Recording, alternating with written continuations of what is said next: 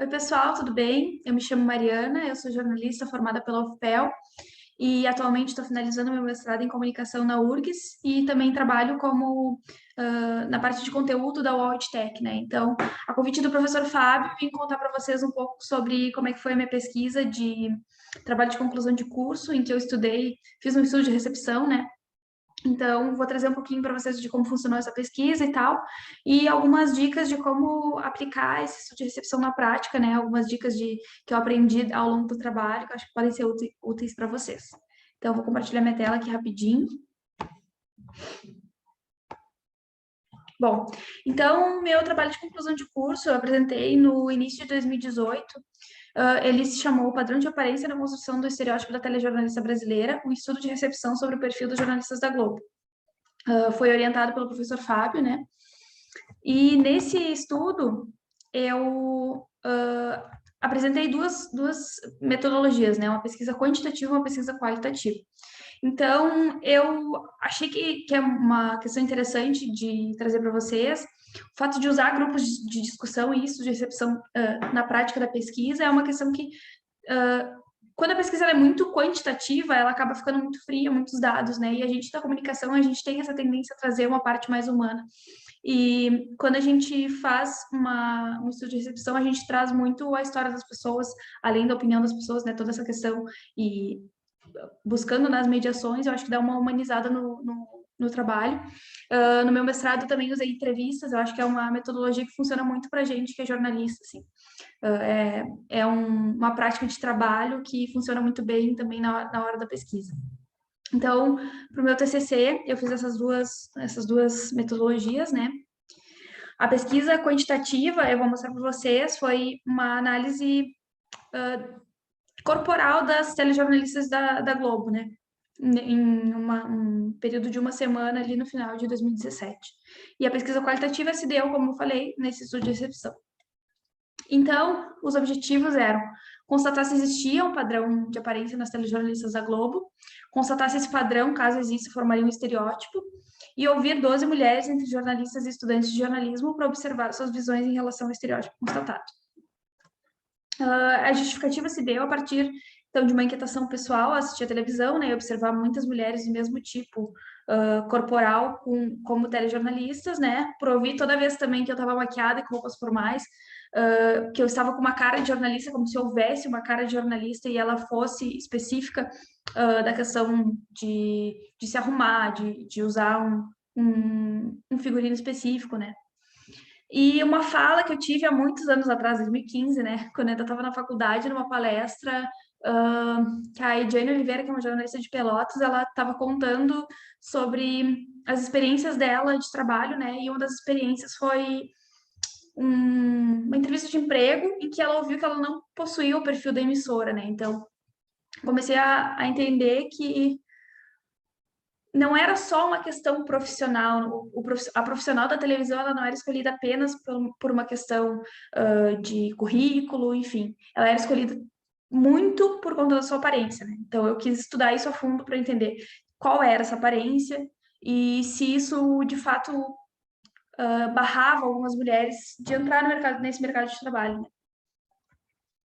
Então, a fundamentação teórica, eu fiz uma contextualização do objeto, né? Falei um pouco sobre ideologia, como é que funciona, como ela influencia a sociedade e as representações sociais, né? E depois eu falei um pouco de gênero, porque como eu estudo as mulheres, eu expliquei um pouco o porquê de entender essa perspectiva das mulheres, né? Então, as mulheres, elas passam por uma padronização e uma exigência em relação à aparência muito maior que a dos homens. Então, fiz essa contextualização e falei um pouco também sobre o conceito de estereótipo que eu usei nessa pesquisa, né? Então, é um conceito que eu usei a partir de Roland Barthes, né? Daí eu fiz alguns apontamentos com alguns outros autores para dar uma explicada melhor, porque o Barthes ele é meio complicadinho, assim. Então, é como se fosse o resumo preconceituoso clichê de um determinado grupo ou objeto a partir de características que tratam como generalizadas, né? Então, o objeto do estudo foi a televisão e o telejornalismo no Brasil. Eu trouxe um breve histórico, falei um pouco sobre a Rede Globo, sobre todos os jornais que eu fiz a análise, né? Então, que foi o Bom Dia Brasil, Jornal Hoje e Jornal Nacional. falei um pouco sobre as mulheres na televisão, a história, como se deu, né, a entrada delas, como se deu a entrada no telejornalismo também. E aí, com considerações também de alguns autores que eu deixei aqui para vocês. Então, nessa análise, eu observei as edições, uma semana das edições dos telejornais de maiores audiências da Rede Globo. Então, foi Bom Dia Brasil, Jornal Hoje, Jornal Nacional, de 11 a 15 de dezembro, foi, se não me engano, foi de segunda a sexta, porque o sábado, geralmente, eles têm uma rotatividade maior de apresentadoras, né, enfim. E aí, a análise, ela se constituía pela observação e captura de tela de cada uma das telejornalistas que apareciam nos jornais, não contabilizando as que já tinham aparecido anteriormente, nem as mulheres do tempo, né? Eu também tirei da pesquisa. Então, foi um total de 56 jornalistas analisadas e nessa minha pesquisa eu analisei principalmente essas três questões, né? Cor da pele, considerando brancas e negras, né? Negras, mulheres pretas e pardas, de acordo com o IBGE. O tamanho e a forma do cabelo, então eu considerei cabelo curto, médio e longo, e o cabelo liso, ondulado e cacheado, né? E também a composição corporal. Então, eu considerei magra, corpo médio, e na época eu utilizei a palavra acima do peso, né? Eu falo na época porque eu estou retomando a minha pesquisa do mestrado, ela é uma continuação também dessa pesquisa, assim, e aí eu observei bem mais dados, observei questões relativas a cor de cabelo, figurino, maquiagem, todas essas questões, né? E, bom, vou chegar mais perto dos resultados e vou falando um pouco também sobre isso para vocês. Então, aqui estão as mulheres do Bom Dia Brasil, aqui as mulheres do Jornal Hoje, e aqui as mulheres do Jornal Nacional. Então, como a gente pode ver, né, nessas imagens que eu passei para vocês, das 56 telejornalistas analisadas, 54 eram brancas e 2 eram negras. Sobre o tamanho do cabelo, 27 tinham cabelo médio, 20 tinham cabelo longo e 9 tinham cabelo curto.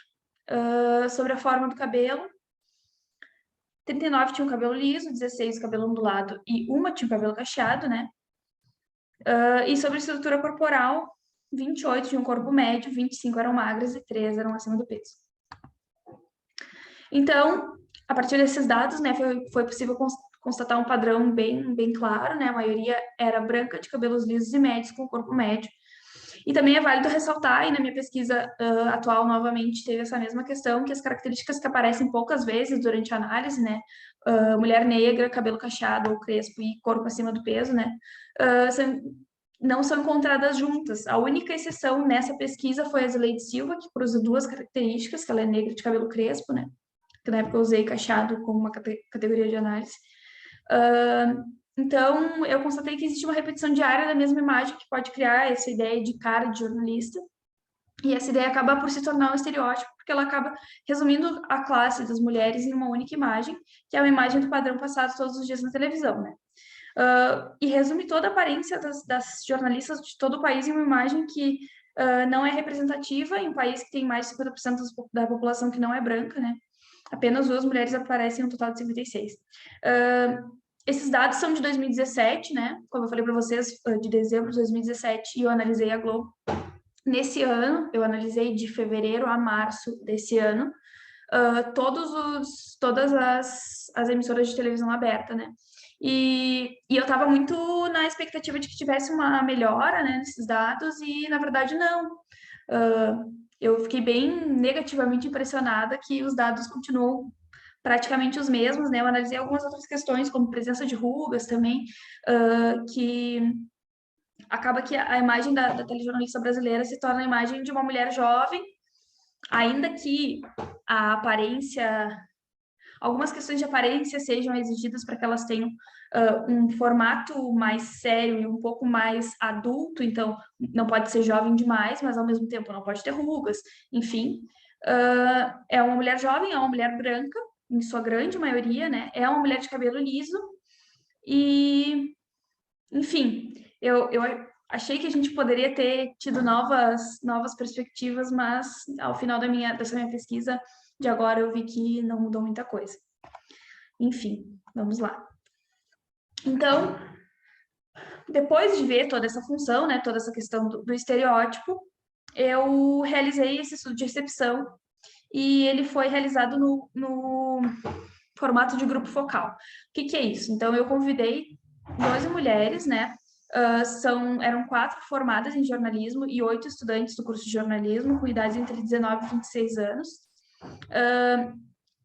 Esse número, ele foi escolhido, e essas mulheres, elas foram escolhidas porque elas estavam ingressando no mercado de trabalho. Então, eram as estudantes que estavam, naquele momento, acho que do meio para o fim do curso, e as que recém tinham saído do curso, né, para entender essa problemática no sentido de o quanto isso dificulta a entrada no mercado de trabalho, o quanto isso é uma questão para essas mulheres, né?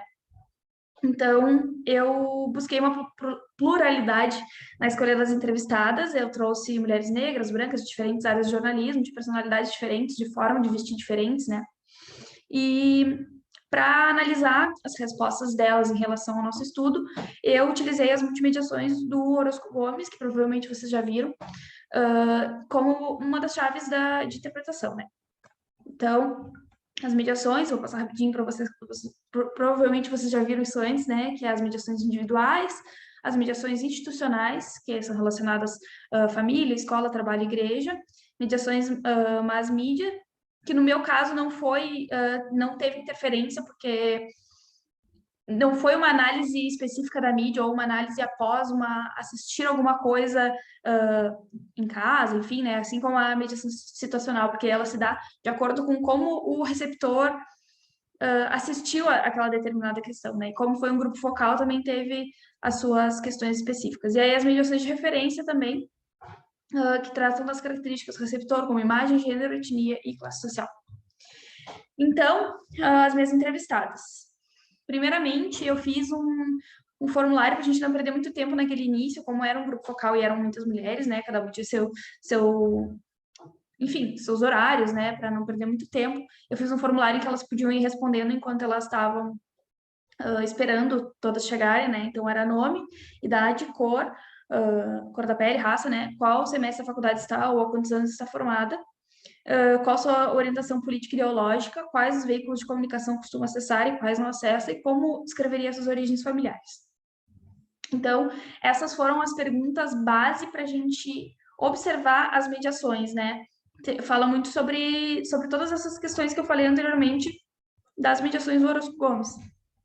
Então, essas respostas dela serviam como a nossa base de interpretação.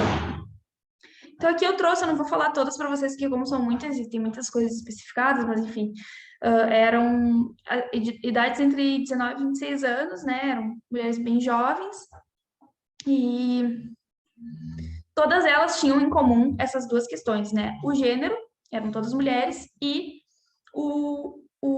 a graduação em jornalismo, né? Tanto as que estavam no início ou meio da graduação até o fim, quanto as que tinham se formado. Então, isso é uma coisa que é interessante de falar para vocês, assim, quando a pesquisa ela tem alguma especificidade, dá para fazer um grupo focal com pessoas específicas, né? Então, dá para escolher de acordo com o grupo que tu quer que fale sobre aquilo, né? Então, dá para ser um grupo, por exemplo, a gente já viu em outros semestres o pessoal fazendo estudo de recepção sobre notícias sobre retorno de uma banda X. Então, vocês podem falar com os fãs da banda, assim como vocês podem falar especificamente com pessoas que não são fãs da banda. Então, dá para formar esses grupos específicos para analisar. Assim como, se for uma questão mais aberta, dá para pegar um grupo mais abrangente, né? Então, pessoas com idades diferentes, posições políticas, ideológicas diferentes. O estudo de recepção, ele abre esse leque, assim, é bem interessante de trabalhar. Bom, então, o estudo, ele se deu numa quinta-feira, 8 de fevereiro de 2018, né, não coloquei aqui, no campus do Ângulo, né. Então, eu peguei uma sala no primeiro andar ali, e também já dei uma autorização para as minhas entrevistadas poderem sair um pouco mais cedo da aula, né? Porque eu peguei um lugar que fosse de melhor acesso para todas, né? Tem isso. Quando a gente vai fazer entrevista, claro, agora a gente faz muita entrevista à distância, né? Todas as do meu mestrado foram feitas via Zoom. Mas na época em que a gente fazia a entrevista pessoalmente, provavelmente a partir de agora a gente vai voltar a fazer, tem toda essa questão da gente pensar no que vai ficar melhor para o entrevistado, né? Então, eu escolhi o ângulo justamente porque a grande maioria das minhas entrevistadas eram estudantes, elas estariam em aula, então eu marquei, se eu não me engano, foi 8h30, e aí eu dei essa liberação para elas, né? Conversei com todos os professores e tal. E também as outras alunas, as outras entrevistadas, elas não eram estudantes, mas acho que a grande maioria tinha estudado na UFPEL. E tinha algumas, 2 ou 3, que eu conversei também. Era um lugar que era tranquilo, o horário também era um horário que ficava melhor para todas.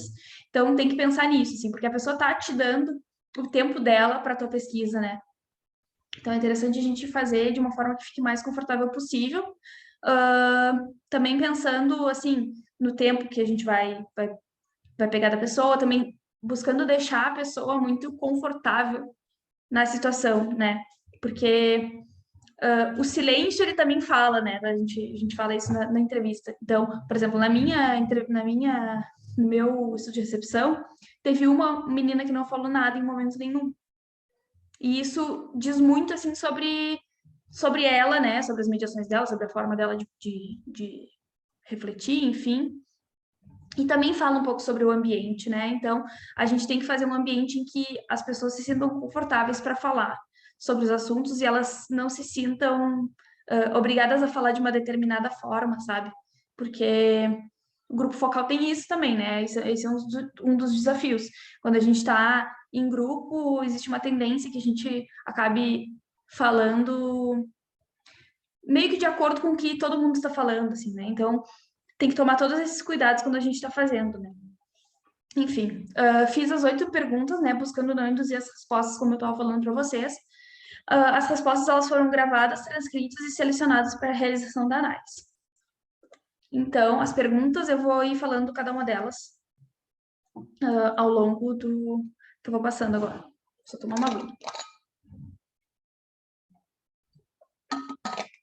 Então, eu perguntei primeiramente se alguma delas já tinha trabalhado na televisão e se sim, qual veículo e como foi a experiência. Daí, 4 delas já tinham trabalhado e relataram uma experiência para mim.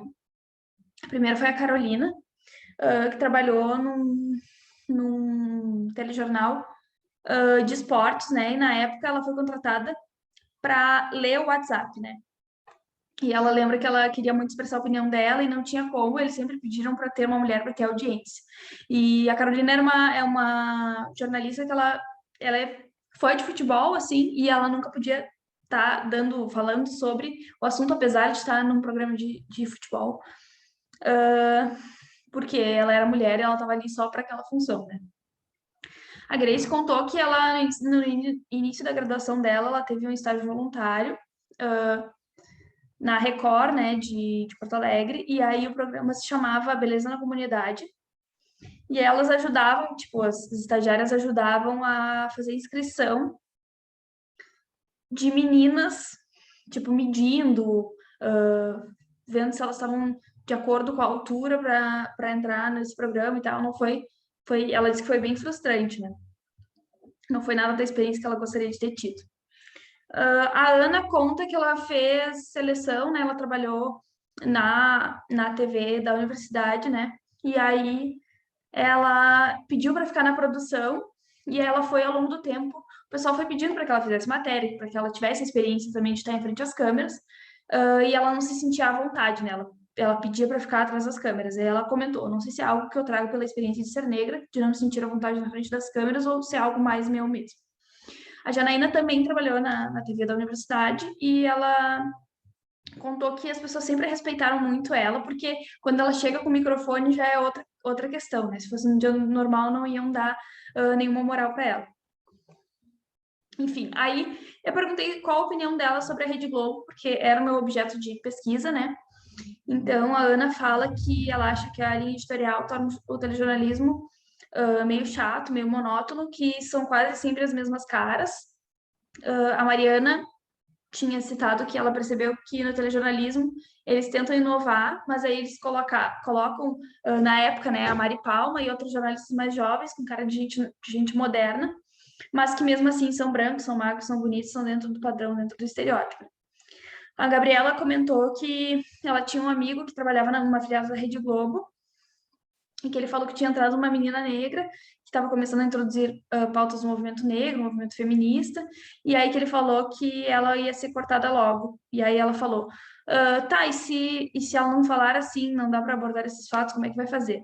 E ele disse que faz e tal, mas que tenta ir pelas beiradas para conquistar o público para poder falar sobre isso.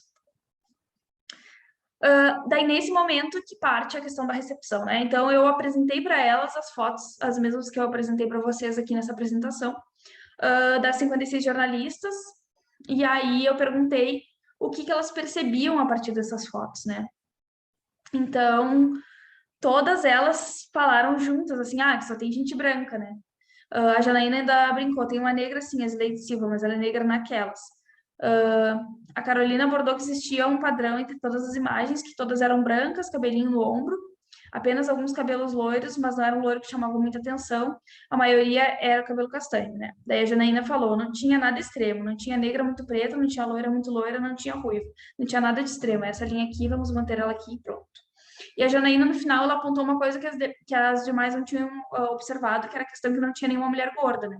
Aí todas concordaram e a Carolina ainda ressaltou que esse padrão é tão comum que a gente quase nem nota. Então, perguntei o que elas achavam sobre esse padrão, que elas tinham notado, né? E aí a Carolina disse, não é o que vemos na rua, a Milena disse que não é o que vemos na vida, a Marina disse que não parece real, parece meio falso. A Mariana cita que com certeza não é uma representação da população brasileira. A Milena apontou que todas as mulheres que estavam naquela sala eram diferentes do padrão. Aí a Grace, ela traz que essa padronização é uma representação de como se dão os espaços privilegiados no Brasil, né? Essa padronização não é nada mais do que o reflexo desse espaço do conservadorismo. A Isabelle, ela citou que nem sempre é uma escolha dada que um cara maldoso foi lá e disse não quero que você chegue aqui porque é diferente. Às vezes as pessoas não são escolhidas porque elas não chegam lá, as condições sociais não permitiram que elas chegassem naquela vaga. Então, eu perguntei se existia espaço, né, para mulheres com imagens diferentes daquelas, e se sim, o que isso poderia acarretar. A Grace disse que acredita que existe em horários e espaços específicos, né? A Gabriela falou que é interessante pensar o que é fora do padrão, porque quando eles fazem isso, eles colocam uma pessoa tatuada, um cabelo colorido para programa jovem. A Anaí, ela cita que se fosse aparecer essas pessoas fora do padrão, a Globo ia conseguir tornar exótico, né? Tornava diferente ou então isolaria em horários na grade, em programas específicos, né? A Grace, ela cita que o que é tão problemático quanto a falta de representatividade é a padronização do que é fora do padrão. Então, um programa jovem coloca uma menina jovem de tatuagem, camiseta rasgada. Um programa sobre comunidade, aí tu chama o Manuel Soares, né, que na época trabalhava na RBS, que daria a comunidade, vamos chamar negros. Está reforçando um outro padrão com o que seria fora do padrão. Ela citou que ela gostaria de ver alguém como o Manuel Soares falando sobre jornalismo econômico, né, que são as mesmas pessoas sempre ocupando os mesmos espaços que elas ocupam fora da TV. Então, eu perguntei se elas sentiam que elas se encaixavam nesse padrão. A Ana disse que não, a Janaína brincou nem se eu quisesse, né? A Carolina e a Mariana afirmaram que esteticamente sim. A Isabela e a Milena afirmaram que poderiam se encaixar fazendo algumas modificações. E a Anaís afirmou que ela não conseguia se enxergar nessa televisão. Então, perguntei para aquelas que disseram que não se encaixavam se elas gostariam de trabalhar na televisão, né? Se isso seria um impeditivo e tal. A Janaína afirmou que sim, mas não na Globo, na televisão, fazendo o que eu quero, não fazendo o que os outros mandam.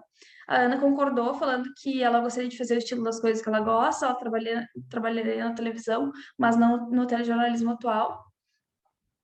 A Milena cita que ela e a Isabelle comentaram que se elas quisessem, elas conseguiriam se moldar para trabalhar na TV, né?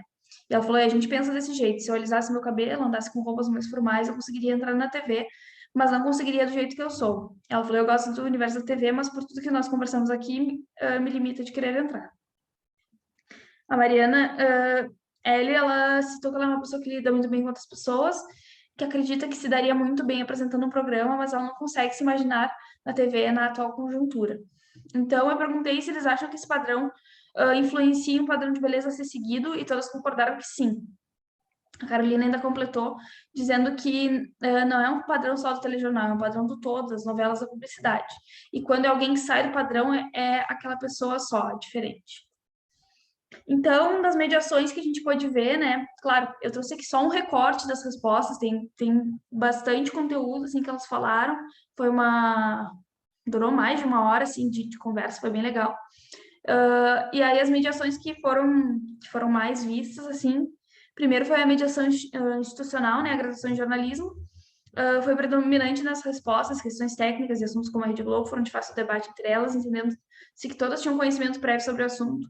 Até mesmo essa questão da padronização, assim, era uma questão que era clara para elas, porque pelo contato que a gente tem, assim, né, com a comunicação no geral. Então, outra mediação de referência que apareceu aliás, uma mediação de referência que apareceu foi na questão de gênero, né? Por todas serem mulheres, a questão do padrão de estereótipo é muito pessoal para elas, porque afeta suas vidas diretamente, né? Então, todas elas também falaram bastante sobre essa questão. E a mediação de referência apareceu também na questão da raça, né? As primeiras a abordarem sobre a questão da falta de mulheres negras foram a Ana e a Janaína, né? Que são mulheres negras, e elas principalmente abordaram a questão sobre não sentir que poderiam fazer parte da televisão, né? Por não fazer parte do que é padrão. Então, aqui eu trago as considerações finais que eu tive no meu trabalho, né? Que muitas são as exigências feitas até hoje para as mulheres, e a aparência especial se fosse presente nos mais diversos aspectos, inclusive no trabalho. E dentro do jornalismo, justamente pelas mulheres aparecerem na tela, isso é sentido na pele, assim, né? Então, é possível afirmar que nos telejornais estudados existe o estereótipo das telejornalistas, que é resumido em uma mulher branca, de cabelos médios e lisos, magra ou com corpo médio, o que padroniza, de certa forma, né, o que é ser uma mulher jornalista no Brasil. Resume um grupo de pessoas com suas individualidades e pluralidades em uma imagem só. De 56 mulheres, 2 são negras, de 56, 3 estão acima do peso. Essas duas características, em especial, são extremamente raras nos telejornais, mas extremamente comuns no nosso dia a dia. Isso é uma questão, assim, também que eu trago no meu trabalho atual, que não é nem só a representatividade no sentido da população brasileira, mas também em relação aos jornalistas, assim, né? Tem uma pesquisa muito interessante da UFSC, eu acho que é até do PPG de Sociologia, não é nem do jornalismo, que eles fizeram uma pesquisa bem grande, quantitativa, sobre a realidade dos jornalistas no Brasil, assim, né? E houve um grande crescimento dos jornalistas negros, e esse crescimento não é visto na televisão, sabe? Então, isso é uma questão que é bem importante, assim, da gente frisar, né?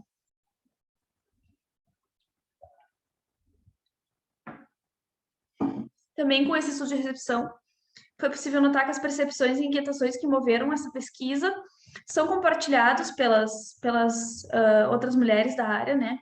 Então, a falta de representatividade da mulher negra e da mulher gorda na televisão, a falta de mudanças no jeito de vestir e agir das telejornalistas, a padronização do que é ser uma jornalista que ultrapassa as telas vai para o dia a dia, foram questões abordadas.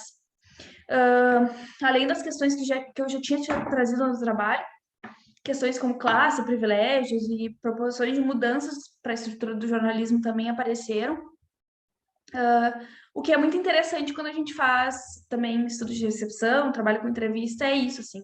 Existem perspectivas que a gente não consegue abarcar, porque, claro, cada um vai ter a sua visualização, né, em relação à pesquisa, mesmo que alguém faça a mesma pesquisa que eu fiz em 2017, em 2018, enfim, hoje vai ser uma pesquisa diferente e provavelmente os referenciais teóricos vão ser diferentes e as visões das pessoas, das mulheres, vão ser diferentes, né?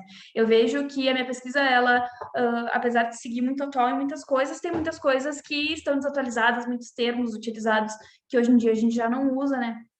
Então, isso que é o legal da pesquisa, assim, né? Cada pesquisador vai dar a sua visão, o seu olhar, enfim. Então, e os entrevistados também trazem coisas interessantes, assim, né? Pra gente pensar. E aí, por fim, eu trago a falta de mulheres de outros tipos na televisão incomoda e entristece, tira a esperança de quem gosta do ramo, mas não se encaixa, e esse estereótipo passado nas manhãs, tardes e noites para todos que queiram se informar sobre as notícias do dia. uma lembrança diária para todas as profissionais de jornalismo que esse padrão continue existindo. Aí, por fim, eu trago umas dicas, né, para estudo de recepção.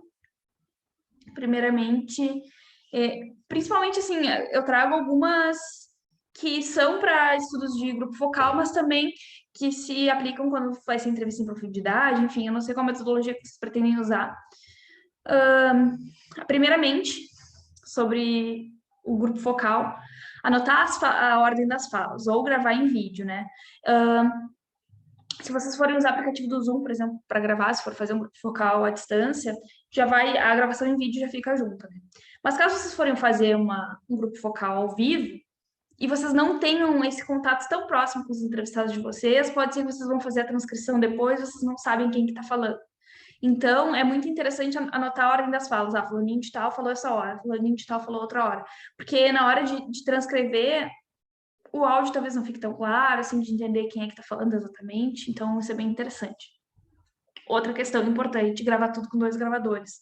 Eu perdi uma parte da minha pesquisa, dessa pesquisa do TCC, né? Um dos gravadores não gravou, então imagina se eu tivesse gravado com um só, né? Então, uma parte teria se perdido. Interessante. Se forem fazer online, o Zoom, né, grava inteiro, mas eu gravei também no meu celular, porque não quis ter perigo de ficar com uma gravação só, depois fazer backup de tudo. Não esqueça, faça um backup. Terminou a entrevista, faz backup, não deixe perder, porque esse tipo de coisa a gente é uma vez só, sabe? Entrevista é uma vez só, não tem como entrevistar de novo e ter as mesmas respostas, então tem que fazer backup, tem que cuidar. Outra questão, grupo focal convida a gente a mais. Na minha, eu tive, acho que 3 ou 4 desistências, e aí tem uma colega nossa, né, que na verdade era minha veterana, que teve que mudar o TCC dela nos 45 do segundo tempo, faltando, sei lá, 2 semanas para entregar, porque todas as entrevistadas dela faltaram. Então tem essa questão assim, convidar pessoas a mais, fazer com antecedência, né? Essas duas coisas, porque não dá para entregar em cima do laço e depois o pessoal não vai, o entrevistado não entrega tudo que tu queria e tu precisa de mais gente, enfim. Essas duas coisas são interessantes para a gente pensar. E aí eu falo aqui que transcrever demora bastante tempo, mas vocês que são mais jovens do que eu, quer dizer, não sei se todos, né? Mas provavelmente alguns são mais jovens do que eu, já devem ter conhecido várias coisas que fazem a transcrição automática, né? Eu descobri isso na minha última entrevista do mestrado, que foi faz 2 semanas, que tem uma questão, um negócio do Google que eu acho que é pinpoint. Depois eu vou ver certinho, peço pro professor Fábio passar para vocês, que ele faz a transcrição automática, tu sobe o áudio e ele gera um PDF. Claro, depois dá para ouvir, assim, e colocando, se for um grupo focal, colocar o nomezinho de quem falou, e conferir também a questão do português, porque às vezes algumas palavras não pegam, mas a entrevista fica assim, ó, excelente, excelente, sem trabalho.